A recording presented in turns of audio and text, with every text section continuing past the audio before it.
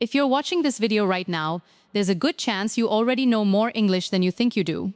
You just haven't given yourself permission to speak it out loud with confidence. Most English learners never realize this. The problem was never your vocabulary, and it was never really your grammar either. The real block is fear, the fear of being judged, the fear of making a mistake, the fear of pausing mid-sentence and forgetting the right word. But here's the truth nobody tells you. Fluent speakers make mistakes too. They just keep talking anyway. This lesson can change the way you speak English, not because it teaches you a secret grammar rule, but because it teaches you how to trust your own voice. Today, you're going to discover a simple shift in the way you practice speaking that will make your words flow more naturally, without that constant inner voice telling you to stop and translate first. Think about it. How many times have you known the answer in your head, but by the time you tried to say it, the moment had already passed? That's not a language problem, that's a confidence problem. And confidence, just like speaking, is a skill you can train. By the end of this video, you won't just understand what's been holding you back, you'll have a clear, practical way to start speaking with more ease, starting today in this very lesson. This is day 13 of our 21 Days Fluency Shadowing Challenge, and every single day is bringing you closer to the version of yourself who speaks English without hesitation, without apology, and without fear. So, take a breath, sit up a little straighter, and let's begin. Because the biggest mistake isn't your grammar. It's staying silent when you already have something worth saying. Let's talk about something nobody warned you about when you started learning English. You bought the books, you watched the videos, you memorized the grammar rules, present perfect, past continuous, conditional sentences. You did the work. And yet, when someone asks you a simple question in English, your mind goes blank for a second. Your heart races just a little, and you find yourself saying sorry before you've even finished your sentence. If this sounds familiar, I want you to know something important right now. This is not a knowledge problem. This is what I call the silent mistake. And almost nobody talks about it because it's invisible. You can't see it on a test score. You can't circle it in red ink on a worksheet, but it's there, quietly shaping every conversation you have. The silent mistake is this. You have trained yourself to treat speaking English as a performance to get right, instead of a conversation to simply have. Somewhere along your learning journey, maybe in a classroom, maybe from a strict teacher, maybe from your own inner critic, you picked up the belief that every sentence needs to be perfect before it leaves your mouth. So your brain has become like an editor sitting behind a desk, checking every word before it's allowed to be spoken. Is this the right tense? Is this the correct preposition? Will people laugh if I get this wrong? And by the time that inner editor finishes checking, the conversation has already moved on without you. Here's what's fascinating, and honestly a little freeing. Native speakers do not do this. Not because their English is more natural than yours, but because they were never taught to fear mistakes in the first place. A native English speaker will say, him and me went to the store without a second thought. They'll mix up who and whom. They'll start a sentence, change direction halfway through, and finish it a completely different way. And nobody stops the conversation to correct them, because fluency was never about perfection. Fluency is about momentum. It's about keeping the conversation moving, keeping the connection alive between you and the person you're speaking to. So if fluency isn't about perfection, what is that silent mistake really costing you? It's costing you practice. Every time you stop yourself from speaking because a sentence isn't ready yet, you lose an opportunity to actually train your mouth, your ears, and your confidence together. Think of speaking like physical exercise. You don't build strength by thinking about lifting weights. You build it by actually lifting them again and again. Even when your form isn't perfect yet, speaking English works exactly the same way. Every imperfect sentence you say out loud is a rep. It's building your fluency muscle, even when it feels clumsy. Now here's where I want you to shift something today, in this very lesson. The next time you're speaking English, whether it's shadowing a video, talking to a friend, or even talking to yourself in the mirror, I want you to give yourself a new rule. Not say it perfectly, instead, say it and keep going. If you make a mistake, don't stop to fix it mid-sentence. Let it pass, finish your thought. You can always come back and improve later, but in the moment of speaking, your only job is to keep the words flowing. This single shift changes everything, because it moves the pressure off perfection and puts the focus back where it belongs, on communication. And communication is forgiving. The person you're speaking with is almost always more interested in understanding you than in judging your grammar. Think about how patient and encouraging you are when you hear someone speaking your native language with an accent or a few mistakes. You don't laugh at them, you appreciate that they're trying. English speakers feel exactly the same way about you. I also want you to notice something about the shadowing practice you're doing in this 21-day challenge. Every single day, you're not just repeating words, you're rewiring that old belief. You're teaching your brain a new pattern. Speak first, evaluate later. This is exactly how children learn language, and it's exactly how you're going to reclaim your fluency too. Not through more grammar drills, but through more speaking, done without fear. So here's your small but powerful challenge for today. The next time that inner editor tries to stop you mid-sentence, gently push through it, say the imperfect sentence, finish the imperfect thought. Because every fluent speaker you admire today was once exactly where you are, pausing, doubting, correcting themselves in their head. The only difference between where you are now and where they are today is that they kept speaking anyway, and so will you. There's a moment almost every English learner knows too well. You're in the middle of a sentence, everything is going smoothly, and then suddenly you stop. The word you need has vanished. Your mind goes quiet for a second that feels like an eternity. And in that silence, a familiar voice whispers, "See, you're not good enough. You failed again." If you felt that moment, I want you to hear this clearly today. Pausing mid-sentence is not failure. It is one of the most normal human parts of speaking any language, including the one you grew up speaking. And once you truly understand this, something inside you is going to relax in a way that changes how you speak forever. Let's start by breaking a myth that has probably been sitting quietly in your mind for years. The myth that fluent speakers talk in smooth, uninterrupted, perfectly flowing sentences. If you actually listen closely to real conversations, not scripted movie dialogue, but real unscripted human beings talking, you'll hear something surprising. Pauses everywhere. So, I was thinking, actually, let me back up. Wait, what's the word? You know when even native speakers in their own first language, pause constantly to find words, to organize their thoughts, to buy themselves a second to think. Pausing isn't a sign of weakness in speech. It's a sign that a real living brain is doing real active thinking in real time. So why does it feel so different, so much more frightening when it happens to you in English? Because you've attached a story to that pause? For a native speaker, a pause simply means I'm thinking.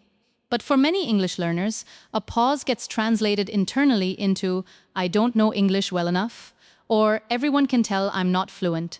That story is the real problem, not the pause itself. The silence is neutral. It's the meaning you give it that turns a normal moment of thinking into a moment of panic. Here's something powerful to understand. When you pause and panic, your brain actually makes it harder to find the word you're looking for. This is basic psychology under stress. Our access to memory and language narrows. The very fear of pausing makes the pause longer and more difficult. But when you allow yourself to pause calmly, without judgment, your brain has room to search, retrieve, and continue. In other words, the calmer you are about pausing, the faster you'll actually get through it. Isn't that a relief? You don't need to eliminate pauses to sound fluent. You need to make peace with them. I want to give you something practical today because this challenge is about real, usable tools, not just encouragement.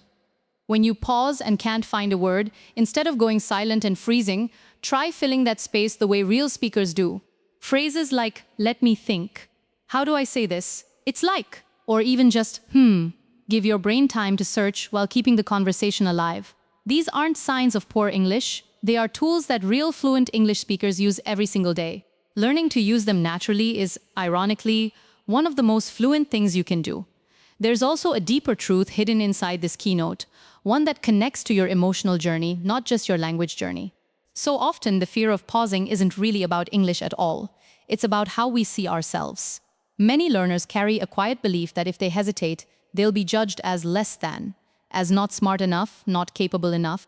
But hesitation has never been proof of incapability. Some of the most brilliant, thoughtful people you know pause before they speak, not because they lack words, but because they care about choosing the right ones.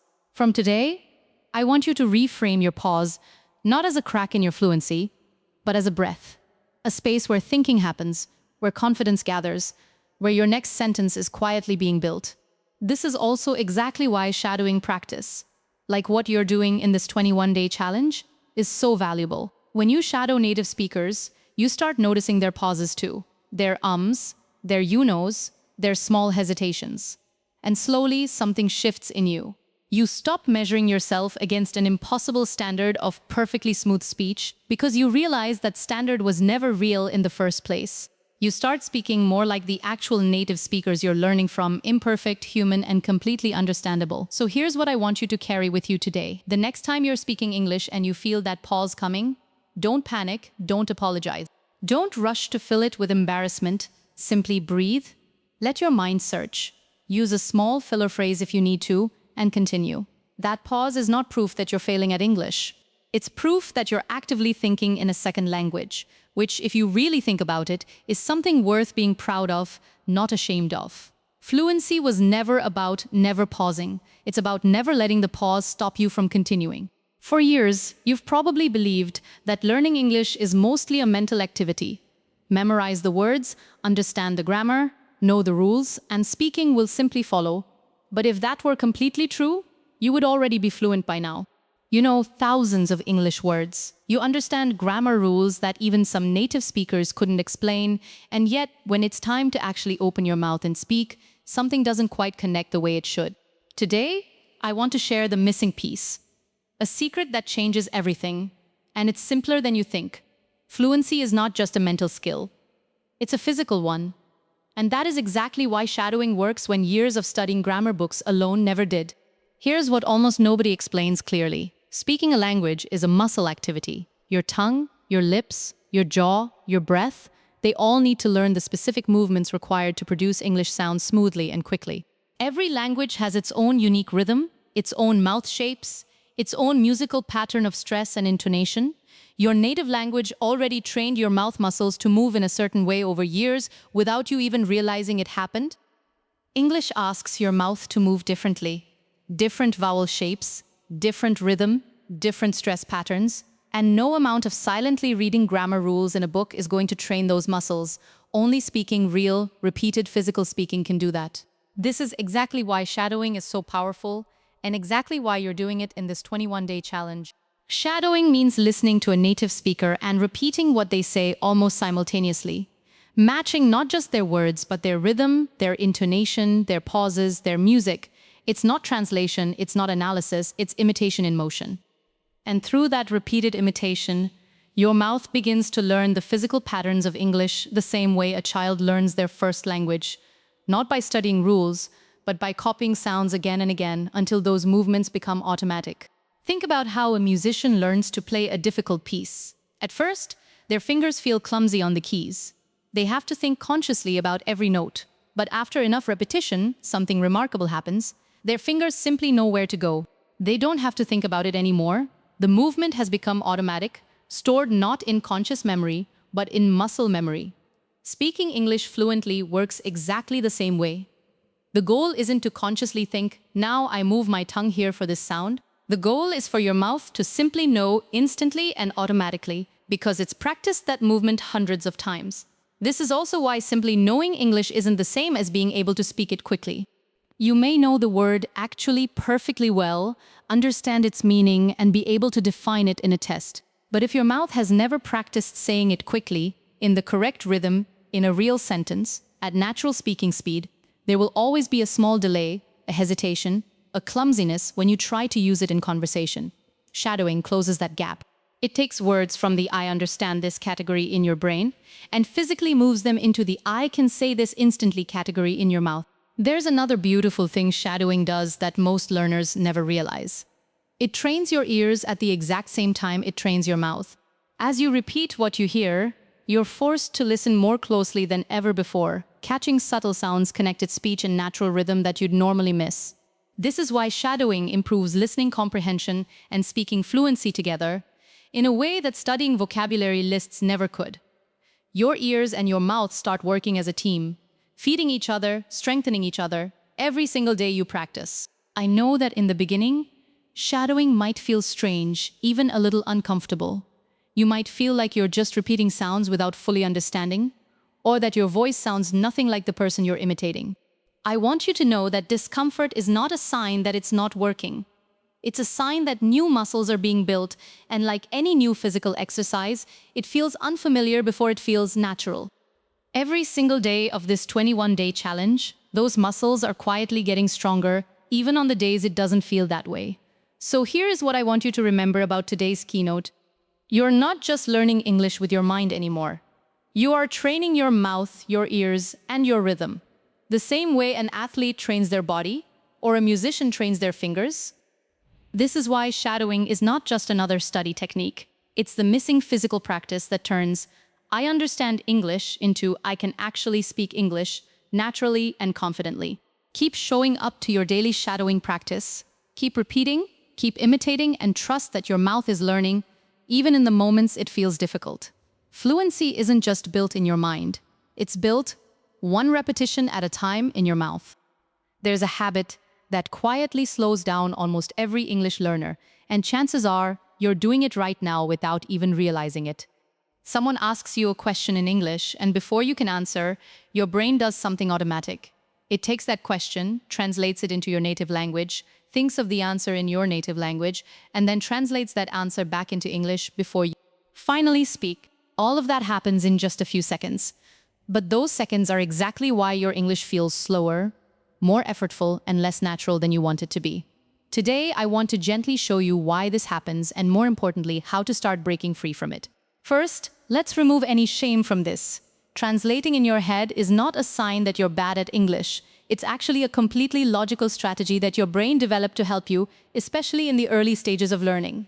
When you didn't have many English words or patterns stored in your memory yet, translating was the only bridge available to you. It got you through conversations you couldn't have managed otherwise. So if you've been doing this, I want you to see it not as a flaw, but as a tool that served you well for a while, a tool you're now ready to outgrow. Here's the problem with staying attached to that tool for too long. Your native language and English don't always share the same structure, the same idioms, or the same way of expressing ideas. When you translate word for word, you often end up with sentences that are grammatically confusing or that simply don't sound like something a native speaker would say, even if every individual word is technically correct. Beyond that, translation takes time. Every extra step your brain has to take before speaking adds delay. And that delay is often what creates the hesitation, the awkward pauses, and the feeling that you're thinking too hard while speaking. So how do you stop translating and start thinking directly in English? The answer isn't a switch you flip overnight. It's a shift you build gradually through the exact kind of practice you're doing in this 21-day shadowing challenge. Every time you shadow a native speaker, you're not just repeating their words, you're absorbing entire chunks of language exactly as native speakers use them. Instead of learning isolated words that you later have to assemble like puzzle pieces through translation, you start learning whole phrases, whole expressions, whole patterns of thought, already assembled and ready to use. Over time, your brain begins to reach for these ready-made English chunks directly without needing to pass through your native language first. Let me give you something practical you can start today. Instead of learning English one word at a time, start learning it in phrases and chunks. Rather than memorizing busy as an isolated word, learn the full phrase "I'm really busy this week." Rather than memorizing opinion, learn "in my opinion" as one complete unit. When your brain stores language in these ready-made chunks, it doesn't need to build a sentence piece by piece through translation. It simply pulls out the whole chunk and uses it. The same way you use expressions in your native language without thinking about their individual words. Another powerful practice is what I call thinking out loud in English, even in small, simple moments of your day. As you're making your tea, walking to work, or getting ready in the morning, try narrating your actions directly in English. "I'm making tea now. It's a little cold today. I need to leave in 10 minutes. These are low-pressure moments where you can practice forming English thoughts directly, without the pressure of a real conversation partner waiting for your response. Over time, this quiet daily practice trains your brain to default to English thinking rather than defaulting to translation. I also want you to pay attention to something during your shadowing sessions. As you repeat sentences from native speakers, notice that you're not translating those sentences in your mind first. You're simply repeating sounds and rhythms directly. This is exactly the mental pathway you want to strengthen. The more you shadow, the more your brain builds a direct connection between an idea and its English expression, completely bypassing your native language. This is precisely why children who grow up bilingual often don't experience this translation delay. Their brains build direct pathways for each language from the very beginning, And through consistent practice, you can build that same direct pathway too, even as an adult. I know that letting go of translation can feel a little frightening at first, like removing a safety net you've relied on for a long time. You might worry that without translating, you'll make more mistakes or that your sentences won't be as correct. But remember what we talked about in earlier lessons. Connection matters more than perfection.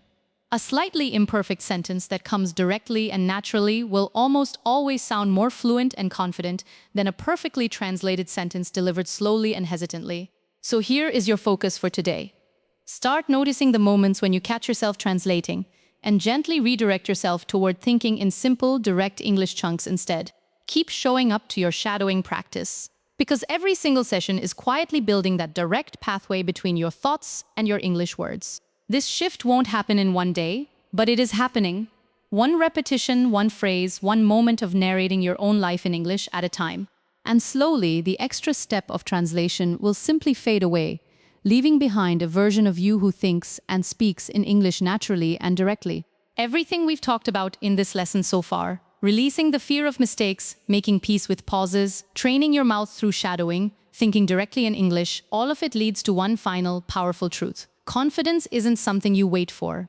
It's something you build day by day through one simple habit practiced consistently.